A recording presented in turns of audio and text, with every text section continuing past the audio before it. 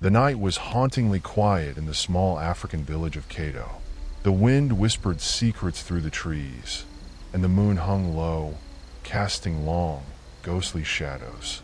Inside a modest home on the edge of the village, a chilling scene unfolded.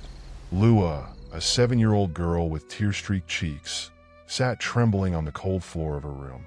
Her father, Mr. Ari, loomed over her, his voice deceptively gentle. "Lua, this is just between us," he said, his eyes glinting in the dim light. "You mustn't tell anyone. They wouldn't understand." Lua's small hands clutched her teddy bear, her only source of comfort in a world that had become her nightmare. "Daddy, please," she whispered, her voice breaking. "I don't like this." The door creaked shut behind him, and the night swallowed her cries. Outside, the village remained oblivious to the horrors unfolding within one of its homes. Before we dive deeper into this heartfelt story, comment below where you watching this video from, and subscribe to the channel, and 10 lucky subscribers will get a chance to win exclusive African folktale book. Now, let's continue with Lua's journey and see how her life unfolds. Earlier that day, a neighbor named Nia had noticed Lua sitting alone under a tree near the village well. Nia, a middle-aged woman known for her sharp intuition, sensed something was wrong. Lua's eyes were dull, her usually bright demeanor overshadowed by an unspoken sadness. "Lua, are you okay?" Nia asked gently. Lua hesitated, her tiny hands fiddling with the hem of her dress. She opened her mouth to speak, but quickly shook her head and ran off. Nia watched her go, a knot of worry forming in her chest. Back at home, Lua lived with her parents, Mr. Ari and Mrs. Asa. From the outside, they seemed like a picture-perfect family. Asa was a successful businesswoman, the proud owner of the largest fabric shop in the city. Her days were consumed with managing orders and catering to high-profile clients. Mr. Ari, a web developer who worked from home, was admired for his soft-spoken demeanor and support of his wife's career. Yet, beneath this facade lay a darkness that would soon unravel. Lua was once a bright, cheerful child who loved drawing in her sketchbook and playing with her teddy bear. But lately, her laughter had faded, replaced by a heavy silence. Her once vivid drawings turned dark, filled with shadowy figures and tearful eyes.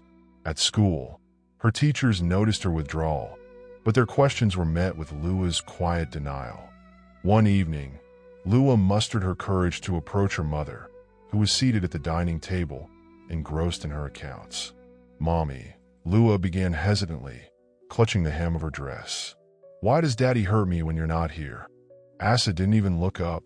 "Lua, not now," she said dismissively, her pen scratching across the ledger. "Can't you see I'm busy?" "But Mommy—" "Enough!" Asa snapped, her tone sharp. "Your father works hard for us. Stop making up stories and go to your homework." Lua's heart sank. She turned and shuffled back to her room, clutching her teddy bear tightly. Her tiny shoulders shook with silent sobs as she realized her mother wouldn't save her. The weeks that followed were a blur of fear and pain. Mr. Ari's threats became more sinister. "If you tell anyone, Lua," he hissed one night, "something bad will happen.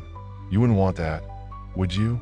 Lua shook her head, tears streaming down her face. "No, Daddy, I won't tell." But deep inside, she longed for someone, anyone, to hear her silent cries for help. One particularly stormy night, Mrs. Asa was late returning from her shop due to rain. At home, a horrifying event occurred between Mr. Ari and Lua that would scar her further.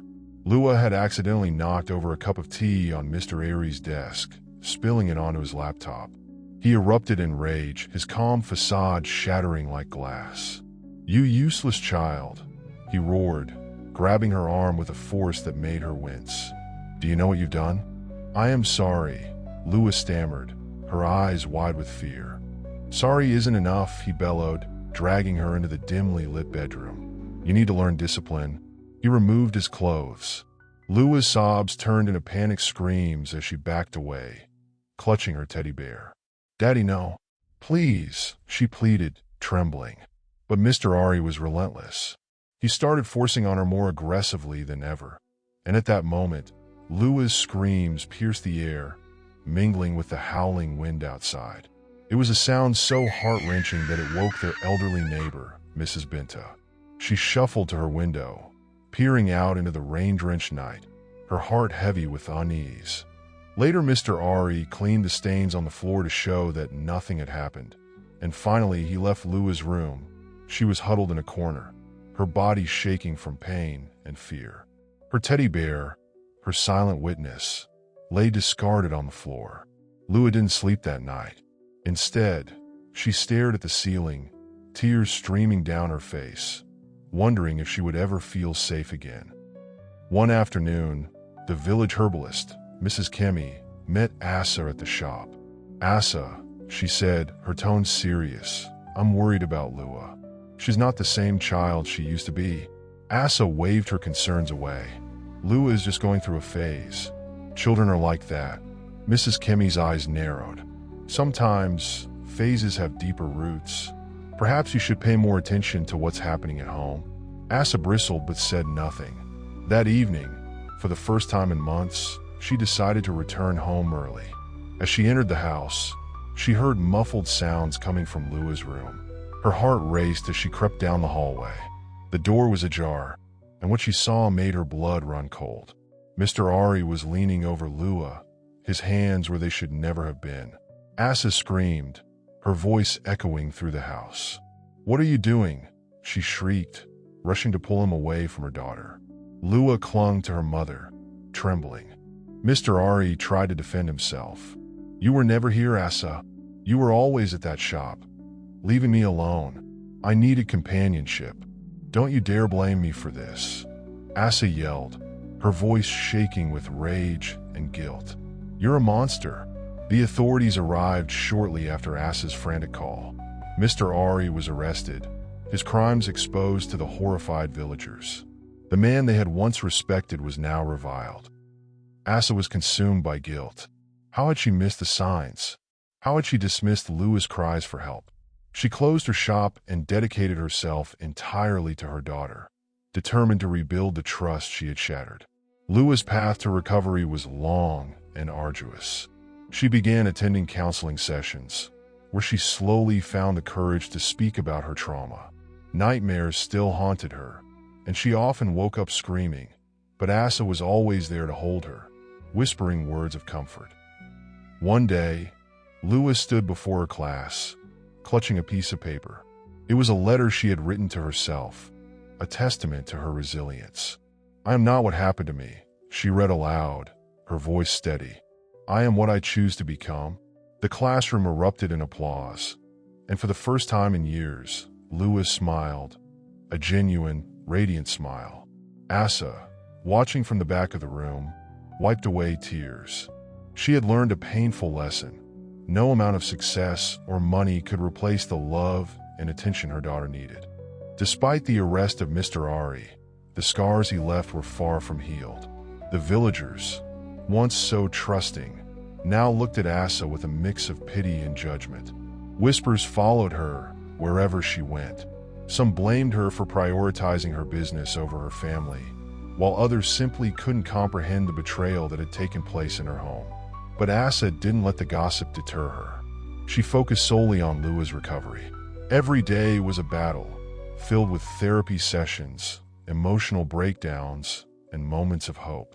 Asa discovered how to braid Lua's hair, learned to cook her favorite meals, and even joined her in drawing, though her own sketches were laughably bad. For the first time, Lua felt her mother's love, not through gifts or money, but through time and attention. One evening, Lua asked, "Mommy, will the bad dreams ever go away?" Asa hugged her tightly. "I can't promise they will, my love, but I can promise that I'll be here every time you wake up."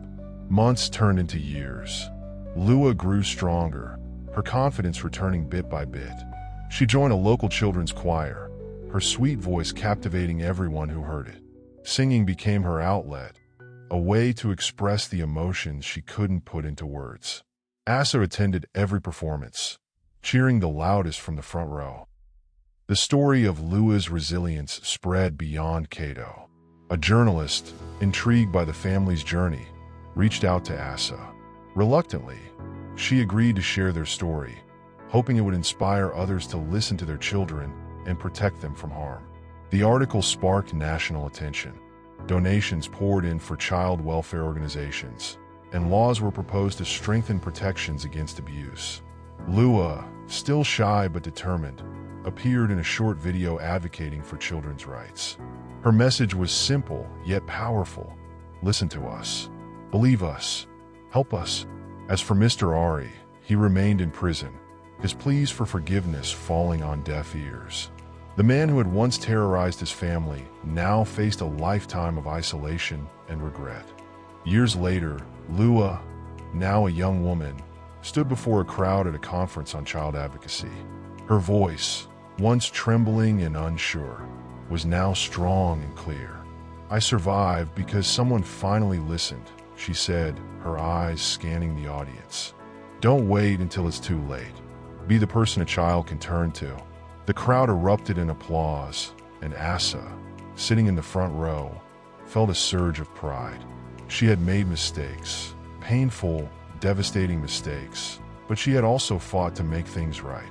The story of Lua and Asa serves as a stark reminder. No success, no ambition, is worth the safety and happiness of a child. In the end, it is love, attention, and understanding that truly matter. Thank you for watching this heartfelt story of resilience and hope. If you enjoyed the video, don't forget to like, share, and subscribe to our channel for more inspiring content. Together, let's spread awareness and make a difference. See you in the next one.